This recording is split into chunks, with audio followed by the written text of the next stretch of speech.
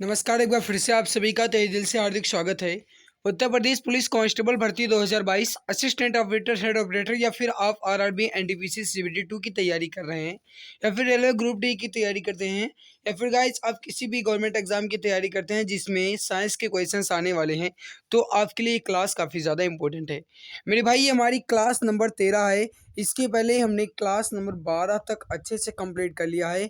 अगर आपने नहीं देखा है तो आप चैनल की प्लेलिस्ट में जा करके हर एक क्लास को क्रमानुसार देख सकते हैं, ठीक है। तो ये क्लास नंबर कौन सी है? तो ये क्लास नंबर हमारी 13 है। ये सिलेक्शन वाली क्लास मानकर चलिए मेरे भाई। वेरी वेरी इंपॉर्टेंट क्वेश्चन हम आपके लिए लेकर आते हैं और वही क्वेश्चन आपके लिए लेकर आते हैं जो गाइस आपके आने वाले एग्जाम में पूछे जा सकते हैं और गाइस पिछले मतलब प्रश्न पत्र पर आधारित आपके प्रश्न रहते हैं। तो चलिए आज के क्वेश्चंस की शुरुआत करते हैं। आपको हर एक क्वेश्चन का आंसर देना है, लेकिन उससे पहले मैं आप सबको बता दूं कि अगर आपने चैनल पर पहली बार विजिट किया तो कृपया चैनल को सब्सक्राइब जरूर कर लेना, या फिर गाइज आप क्लास को अंत तक देखो। अगर लगता है कि आपके लिए क्लास बेनिफिशियल है, इस चैनल के माध्यम से आपको कुछ इंपॉर्टेंट जानकारी या अच्छी जानकारी आपको मिल सकती है, तो आप हमारे चैनल के साथ जुड़ सकते हैं। गाइज चैनल को सब्सक्राइब कर सकते हैं, ठीक है। अदरवाइज आप स्वतंत्र हैं, जो कुछ भी आपकी इच्छा, आप सब्सक्राइब करो ना करो गाइस, मैं तो कर नहीं सकता कुछ, लेकिन हाँ इतना ज़रूर कहूँगा कि अगर आप सब्सक्राइब कर लेंगे तो आपको बड़ा बेनिफिट मिलने वाला है। तो चलिए मेरे भाई बढ़ते हैं क्वेश्चंस की तरफ। आपको फर्स्ट क्वेश्चन का आंसर देना है। फर्स्ट क्वेश्चन क्या कह रहा है कि ताप गतिकी का प्रथम नियम सामान्यता किससे संबंधित मामला है।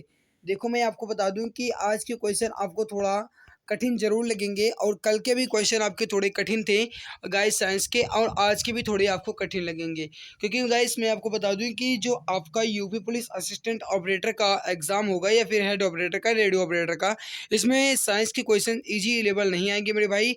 आप हाँ ये मान कर चलो कि हाई लेवल ही पढ़ाई करने की कोशिश कीजिए, ठीक है। तो पहला क्वेश्चन क्या कह रहा है कि ताप गतिकी का प्रथम नियम सामान्यतः किससे संबंधित मामला है। मेरे भाई ये जो है ये किससे है? तो ये ऊर्जा के संरक्षण के नियम से, ठीक है। ऊर्जा संरक्षण के नियम से। ऊर्जा संरक्षण के नियम के अनुसार क्या है कि ऊर्जा को ना तो बनाया जा सकता है और ना ही इसका विनाश किया जा सकता है ना। ऊर्जा को गाइस ना तो निर्माण किया जा सकता है और ना ही इसका विनाश किया जा सकता है। केवल और केवल ऊर्जा का रूपांतरण ही संभव है, यही है ऊर्जा के संरक्षण का नियम। तो वही मेरे भाई ताप गतिकी का जो प्रथम नियम है ये ऊर्जा के संरक्षण के नियम से संबंधित मामला है। ऑप्शन डी आपका यहाँ पे बिल्कुल करेक्ट आंसर हो जाएगा। नेक्स्ट क्वेश्चन आपसे क्या कह रहा है मेरे भाई, समझने की कोशिश करना। वेरी वेरी इंपॉर्टेंट क्वेश्चन आपका ये भी है। क्वेश्चन क्या कह रहा है कि काले वस्त्रों के मुकाबले श्वेत वस्त्र शीतल क्यों होते हैं। या फिर आपको क्वेश्चन इस प्रकार भी दिया जा सकता है कि गर्मियों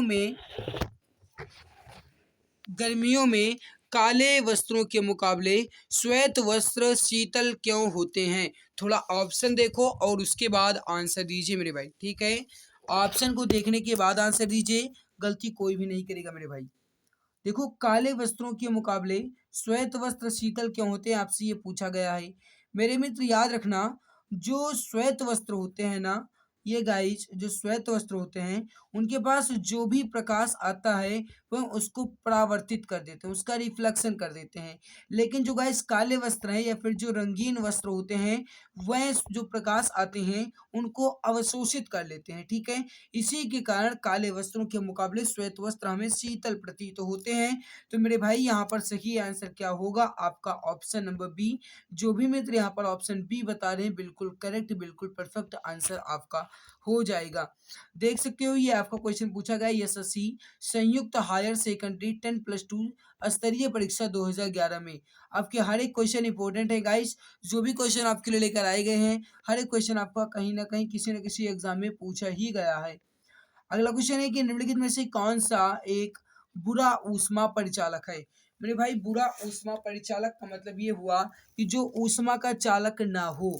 आपसे ये पूछा गया है, सभी मित्र इसका आंसर देंगे। करेक्ट आंसर क्या हो जाएगा? याद रखना मेरे भाई, शीशा या फिर जिन्हें आप कहते हो लेड, शीशा या फिर जिन्हें आप कहते हो लेड जो है मेरे भाई, ये जो है ये ऊष्मा का मतलब एक बुरा ऊष्मा परिचालक है, ठीक है। शीशा जो है ये एक बुरा ऊष्मा परिचालक है। ऑप्शन नंबर सी आपका बिल्कुल करेक्ट आंसर हो जाएगा। अगला क्वेश्चन क्या कह रहा है मेरे भाई कि प्रतिरोध यानी कि रेसिस्टेंस का जो व्युत्क्रम चालकता है, यदि प्रतिरोध की इकाई ओम है तो चालकता की इकाई क्या होगी। समझना कहने का मतलब क्या है मेरे भाई। क्वेश्चन आपसे ये कह रहा है कि प्रतिरोध का व्युत्क्रम कह क्या रहा है, प्रतिरोध का व्युत्क्रम, और अगर प्रतिरोध की इकाई ओम है तो चालकता की इकाई क्या होगी। अब प्रतिरोध का जो गाइस मात्रक होता है वह क्या होता है, ओम होता है, और अगर इसका आप व्युत्क्रम करेंगे तो क्या हो जाएगा मेरे भाई, आर बराबर हो जाएगा 1/ओम, है ना, यही तो होगा। और अगर गाइस हम इसे 1/ओम कहें या फिर हम इसे ओम इनवर्स कहें, 1/ओम कहें या फिर इसे हम ओम इनवर्स कहें, बात एक ही तो होगी। तो यहाँ पर सही आंसर क्या होगा मेरे भाई, option number A, ohm inverse. तो जो भी मित्र, जो भी प्यारे भाई बहन ओम इनवर्स बता रहे हैं चालकता की इकाई, बिल्कुल करेक्ट, बिल्कुल परफेक्ट आंसर आपका हो जाएगा। अगला क्वेश्चन क्या कह रहा है, थोड़ा समझना कि निम्नलिखित में से किस तत्व की विद्युत चालकता अधिकतम होती है। ये भी क्वेश्चन आपका इंपॉर्टेंट है, फटाफट आंसर देंगे। करेक्ट आंसर क्या हो जाएगा मेरे भाई, जल्दी जल्दी आंसर दीजिए। विद्युत चालकता की जो गाइस कहा जाए अधिकतम जो है विद्युत चालकता किसकी होती है, तो ये हो जाएगी चांदी या फिर कहा जाए तो सिल्वर की। तो मेरे भाई यहाँ पर सही आंसर क्या हो जाएगा आपका, ऑप्शन नंबर बी, चांदी। तो जो भी मित्र, जो भी प्यारे भाई बहन यहाँ पर बता रहे हैं कि चांदी की विद्युत चालकता अधिकतम होती है, बिल्कुल करेक्ट, बिल्कुल परफेक्ट आंसर हो जाएगा आपका option number B. Next question है कि इंटरनेट का पर्याय क्या है। मेरे भाई इसका आंसर आप सभी को बताना है। इंटरनेट का पर्याय क्या है, यानी इंटरनेट का मतलब क्या होता है, गोफर, इंट्रानेट या फिर साइबर स्पेस या फिर वर्ल्ड वाइड वेब या फिर जिन्हें आप कहते हो WWW। मेरे मित्र याद रखना है इंटरनेट का पर्याय क्या है, वो है वर्ल्ड वाइड वेब या फिर जिन्हें आप कहते हो WWW। ये जो है मेरे भाई ये इंटरनेट का पर्याय हो जाएगा। तो यहाँ पर सही आंसर क्या हो जाएगा आपका ऑप्शन नंबर डी। जो भी प्यारे भाई बहन प्यारे मित्र यहाँ पर ऑप्शन डी बता रहे हैं वर्ल्ड वाइड वेब, बिल्कुल करेक्ट, बिल्कुल परफेक्ट आंसर आपका हो जाएगा। अगला क्वेश्चन क्या कह रहा है मेरे भाई, क्वेश्चन समझने की कोशिश करना। क्वेश्चन है कि वायु के तापमान में परिवर्तन से ध्वनि का निम्नलिखित में से कौन सा गुण प्रभावित होगा। अगर वायु के तापमान में परिवर्तन हो जाए तो ध्वनि का कौन सा गुण प्रभावित होगा, उसकी आवृत्ति बदलेगी, उसका विस्तार बदलेगा, उसकी तरंगदैर्घ्य बदलेगी या फिर उसका तीव्रता में कुछ परिवर्तन नजर आएगा। मेरे भाई वायु के तापमान में कि परिवर्तन से ध्वनि का जो गाइस कहा जाए कौन सा गुण प्रभावित होगा, तो वो उसका तरंग दैर्ध्य जो है ये प्रभावित हो जाएगा। ठीक है, इसमें कुछ चेंजेस आएंगे तरंग दैर्ध्य में। तो जो भी मित्र, जो भी प्यारे भाई बहन यहाँ पर बता रहे हैं ऑप्शन सी, बिल्कुल करेक्ट, बिल्कुल परफेक्ट आंसर आपका हो जाएगा। नेक्स्ट क्वेश्चन है कि निम्नलिखित में से किस माध्यम में ध्वनि अपेक्षाकृत तेज चलती है।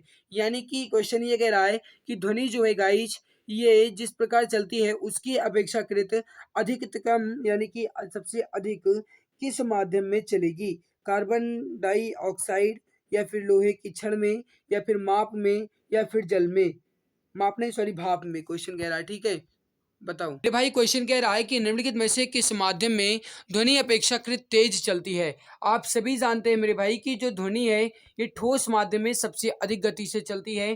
तो लोहे की छड़, लोहे की छड़ में ध्वनि जो है गाइस सबसे तेज चलेगी।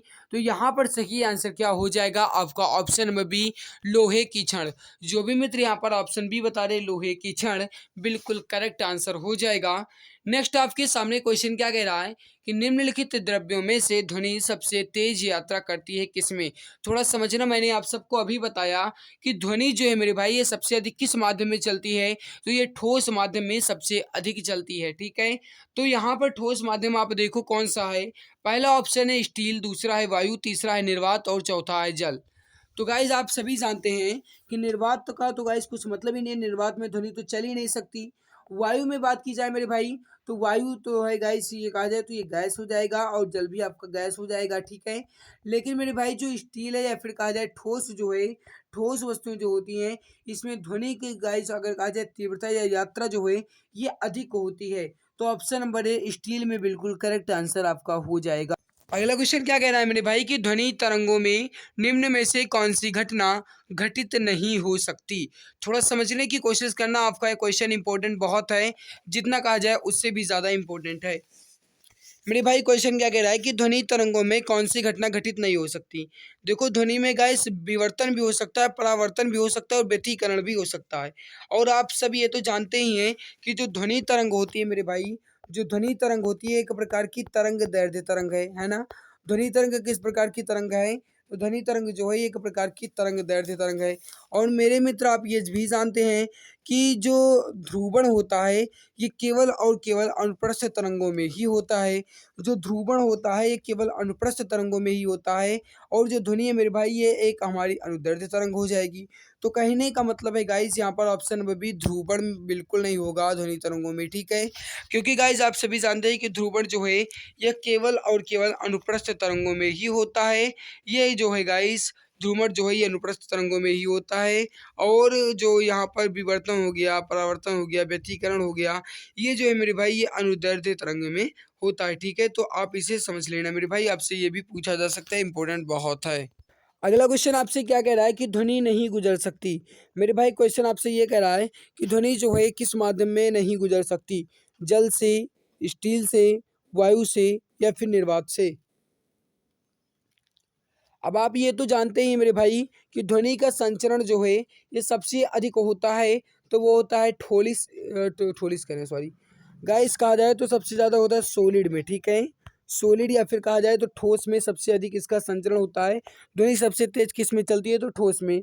इसके बाद अगर मेरे भाई कहें तो जो निर्वात होता है मेरे भाई याद रखना, जो निर्वात माध्यम होता है इसमें ध्वनि जो है ये चल ही नहीं सकती, ठीक है। निर्वात में नहीं चल सकती, केवल और केवल ठोस में इसका संचरण सबसे अधिक माध्यम में होता है। तो ध्वनि किस में नहीं गुजर सकती, स्टील से, ओ सॉरी, ध्वनि नहीं गुजर सकती मेरे भाई तो निर्वात से नहीं गुजर सकती। ऑप्शन नंबर डी आपका बिल्कुल करेक्ट होगा, ठीक है।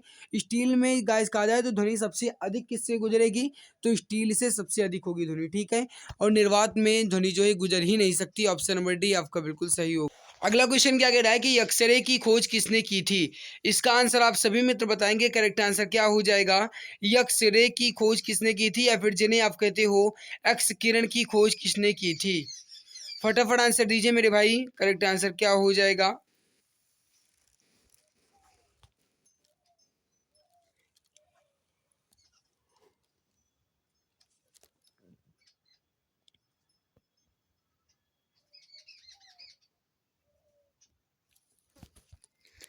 याद रखना मेरे भाई जो ये एक्सरे की खोज है ये किसने की थी, तो ये की थी रो एंड जन ने। किसने की, रो एंड जन ने। किसने की मेरे भाई, रो एंड जन ने। यहाँ पर आप देख लो ऑप्शन नंबर बी जो है ये आपका बिल्कुल सही है, रो एंड जन ने, ठीक है। रो एंड जन ने एक्सरे की खोज की थी। ऑप्शन नंबर बी आपका बिल्कुल सही आंसर हो जाएगा। बताइए इसका करेक्ट आंसर क्या हो जाएगा। ध्वनि ऊर्जा का वैद्युत ऊर्जा में परिवर्तन किया जा सकता है किसके द्वारा।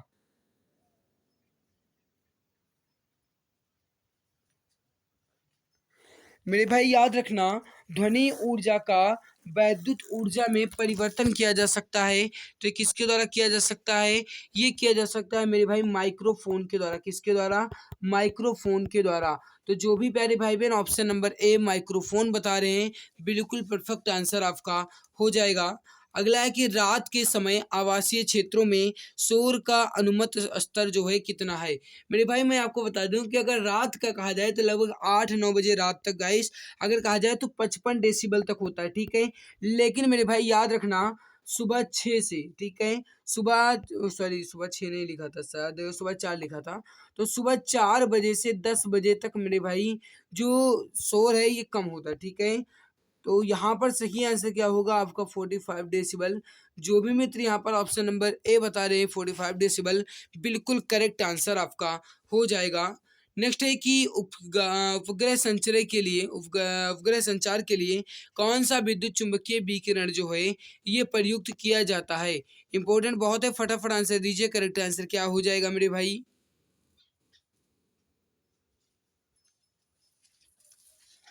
याद रखना उपग्रह संचार के लिए हम किस विद्युत चुम्बकीय उपकरण का प्रयोग करते हैं या फिर प्रयुक्त करते हैं, तो ऑप्शन नंबर सी सूक्ष्म तरंग का प्रयोग करते हैं। ऑप्शन नंबर सी आपका बिल्कुल सही आंसर हो जाएगा।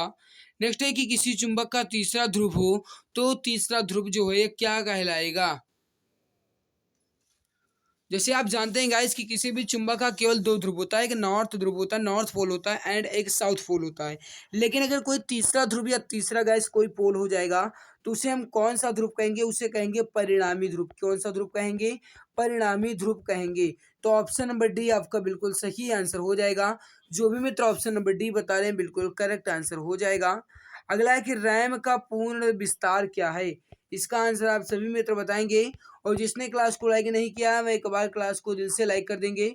जो भी मित्र चैनल पर पहली बार आए हैं वह चैनल को सब्सक्राइब तो कर ही लेंगे। सब्सक्राइब करने में कुछ भी कंजूसी ना रहे मेरे भाई, आप सब्सक्राइब कर लेना ताकि आने वाली हर लाइव क्लास की नोटिफिकेशन जो है आपको टाइम टू टाइम मिला करे। तो जो भी मित्र चैनल पर पहली बार आए हैं वह चैनल को सब्सक्राइब जरूर कर लेंगे।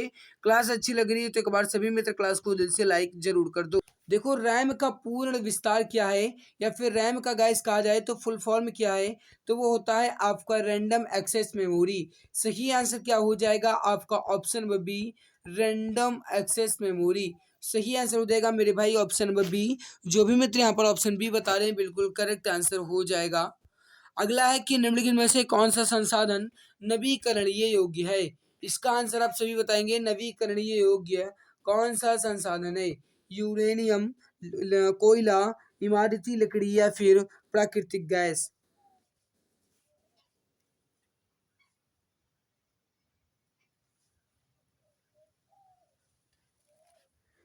कौन सा संसाधन नवीकरणीय योग्य है मेरे भाई, ये क्वेश्चन आपसे पूछ रहा है। इसका सही आंसर हो जाएगा, वो हो जाएगा इमारती लकड़ी। तो जो भी प्यारे भाई बहन यहाँ पर ऑप्शन सी बता रहे हैं इमारती लकड़ी, बिल्कुल करेक्ट, बिल्कुल परफेक्ट आंसर आपका हो जाएगा। अगला क्वेश्चन आपसे कह रहा है कि वायुयान का आविष्कार किसने किया था।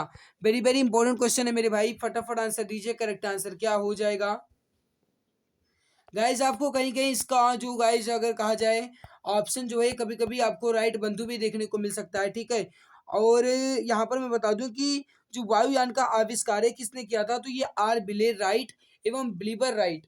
आर बिले राइट और बिलीवर राइट, इसीलिए इन्हें राइट बंधु भी कहते हैं।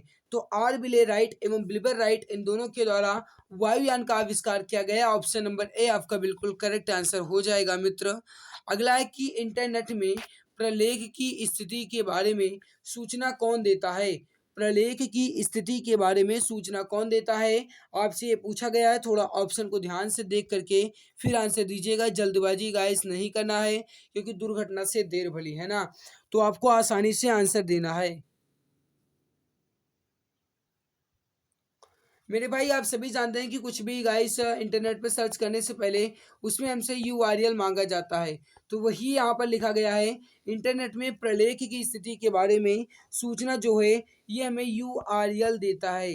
यूआरएल देता है। ऑप्शन नंबर सी आपका बिल्कुल करेक्ट आंसर हो जाएगा मेरे भाई। ऑप्शन नंबर सी आपका बिल्कुल परफेक्ट आंसर हो जाएगा। अगला है कि समान चुंबकीय क्षेत्र किसमें दर्शाया जाता है। समान चुंबकीय क्षेत्र जो है ये किसमें दर्शाया जाता है, फटाफट आंसर दे देंगे। करेक्ट आंसर क्या हो जाएगा, एसएससी एमटीएस परीक्षा 2013 में पूछा गया मेरे भाई। फटाफट आंसर दीजिए, करेक्ट आंसर क्या हो जाएगा। समान चुंबकीय क्षेत्र जो है ये किससे दर्शाया जाता है मेरे भाई, याद रखना समांतर लाइनों से। किससे दर्शाया जाता है, तो समांतर लाइनों से दर्शाया जाता है। सही आंसर हो जाएगा आपका ऑप्शन नंबर बी, बिल्कुल करेक्ट आंसर हो जाएगा। अगला है कि किसी अर्धचालक को गर्म करने से उसके प्रतिरोध पर क्या प्रभाव पड़ता है। गाइज उसी दिन मैंने आप सबको बता दिया था चालक, अचालक और चालक के बारे में, अर्धचालक के बारे में, कि अगर चालक को गर्म किया जाएगा तो उसके प्रतिरोध पर क्या प्रभाव पड़ेगा, अगर उसके अचालक को गर्म किया जाएगा तो उसके प्रतिरोध पर क्या प्रभाव पड़ेगा, या फिर उसके अगर अर्धचालक को गर्म किया जाता है तो भी उसके ऊपर क्या प्रभाव पड़ेगा। अगर आपने अच्छे से पढ़ा होगा तो निश्चित है कि आप इसी का आंसर जानते होंगे। देखो किसी अर्धचालक को गर्म करने से उसके प्रतिरोध पर क्या प्रभाव पड़ता है, उसका प्रतिरोध मेरे भाई घट जाता है। तो सही आंसर क्या हो जाएगा आपका ऑप्शन नंबर बी, प्रतिरोध घटता है। नेक्स्ट है कि फ्यूज जो है ये किस सिद्धांत पर कार्य करता है। सभी मित्र इसका आंसर दे देंगे, करेक्ट आंसर क्या हो जाएगा। और जो भी क्लास को लाइक नहीं किए हैं वह एक बार क्लास को लाइक जरूर कर देंगे कि दिल की गहराई से सभी मित्र एक बार क्लास को लाइक जरूर कर देंगे। मेरे भाई याद रखना फ्यूज जो है ये किसका कार्य करता है, किस सिद्धांत पर कार्य करता है? तो विद्युत के ऊष्मीय प्रभाव पर। किस पर कार्य करता है? विद्युत के ऊष्मीय प्रभाव पर कार्य करता है। ऑप्शन नंबर डी आपका बिल्कुल करेक्ट आंसर हो जाएगा, बिल्कुल परफेक्ट आंसर आपका हो जाएगा। अगला है कि बैटरी का आविष्कार किसने किया? इसका आंसर आप सभी मित्र बताएंगे। बैटरी का आविष्कार जो है ये किसने किया? फटाफट आंसर देंगे सभी प्यारे भाई बहन। करेक्ट आंसर क्या हो जाएगा? याद रखना मेरे भाई, अलेसांड्रो बोल्टा। अलेसांड्रो बोल्टा। अलेसांड्रो बोल्टा ने बैटरी का आविष्कार किया और बैटरी को कोबिल मतलब गाइस मैं आपको यहाँ पर बता दूं, कोबेल्टीन से भी दर्शाया जाता है, ठीक है, ये भी इसका नाम है। और इसका आविष्कार किसने किया? तो इसका आविष्कार किया अलेसांड्रो बोल्टा ने, ठीक है। तो ऑप्शन नंबर बी केवल और केवल बोल्टा ही लिखा गया है, तो आप इसे ही लॉक करेंगे। ऑप्शन बी आपका बिल्कुल सही आंसर हो जाएगा। सौर कोशिकाएं जो हैं ये किस सिद्धांत पर कार्य करती हैं? आपसे पूछा गया है, फटाफट आंसर दीजिए। करेक्ट आंसर क्या हो जाएगा मेरे भाई? सौर कोशिकाएं किसके सिद्धांत पर कार्य करती हैं? तो ये प्रकाश वैद्युत प्रभाव के सिद्धांत पर कार्य करती हैं। ऑप्शन नंबर बी आपका बिल्कुल सही आंसर हो जाएगा। अगला है कि त्वरित चालक बनाने के लिए प्रयुक्त धातु कौन सी है? त्वरित चालक का मतलब ये हुआ मेरे भाई कि जो बिजली का चालक है इसको बनाने के लिए प्रयुक्त धातु कौन सी होती है, सबसे बेस्ट धातु कौन सी होती है, आपका पूछा गया है। ये एसएससी सेक्शन आप परीक्षा 2006 में।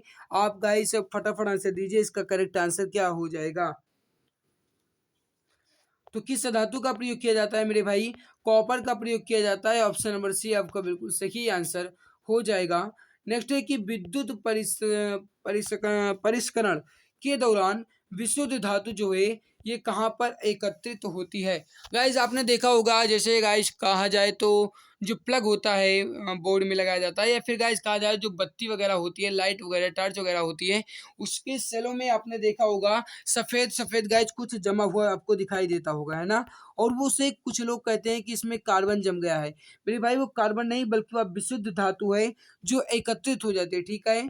वो विशुद्ध धातु है जो एकत्रित हो जाती है। तो सही आंसर क्या हो जाएगा मेरे भाई? पंजीकरण के दौरान जो विशुद्ध धातु है ये कहाँ बनती है? कैथोड में। ऑप्शन नंबर डी आपका बिल्कुल सही आंसर हो जाएगा। अगला है कि घरेलू विद्युत केबल में प्रयोग किए जाने वाली धातु कौन सी है? फटाफट आंसर देंगे। करेक्ट आंसर क्या हो जाएगा? घरेलू विद्युत केबल में प्रयोग की जाने वाली धातु जो है ये किस प्रकार की धातु होती है? फटाफट आंसर दीजिए। करेक्ट आंसर क्या हो जाएगा मेरे भाई? जल्दी जल्दी आंसर दीजिए, गलती कोई भी नहीं करेगा। याद रखना मेरे भाई, इसका सही आंसर हो जाएगा वो हो जाएगा तांबा, ठीक है। सही आंसर क्या हो जाएगा? तांबा। घरेलू विद्युत केबल में प्रयोग की जाने वाली धातु कौन सी है? एक मिनट मेरे भाई। तांबा यहाँ पर आपका बिल्कुल सही होगा, ठीक है। तांबा बिल्कुल सही आंसर हो जाएगा। अगर कहीं बीच में गलती हो गई होगी तो माफ कर देना मेरे भाई, थोड़ा दिमाग घूम गया था, ठीक है। अगला देखो यहाँ पर गाइस मैंने क्वेश्चंस को कंप्लीट कर लिया जो कि आपका साइंस का क्वेश्चन था। और मुझे उम्मीद नहीं बल्कि पूरा विश्वास है कि आपको हमारी मेहनत अच्छी लगी होगी। अगर आपको लगता है कि मैंने आपके लिए मेहनत की है तो सभी मित्र एक बार क्लास को दिल की गहराई से लाइक कर दो। और जो चैनल पर पहली बार आए हैं वह तो चैनल को सब्सक्राइब कर ही लेंगे। सब्सक्राइब करने में कुछ भी कंजूसी नहीं करने का मेरे भाई, सब्सक्राइब कर लेना ताकि आने वाली हर लाइव क्लास की नोटिफिकेशन जो है आपको टाइम टू टाइम मिला करे, ठीक है।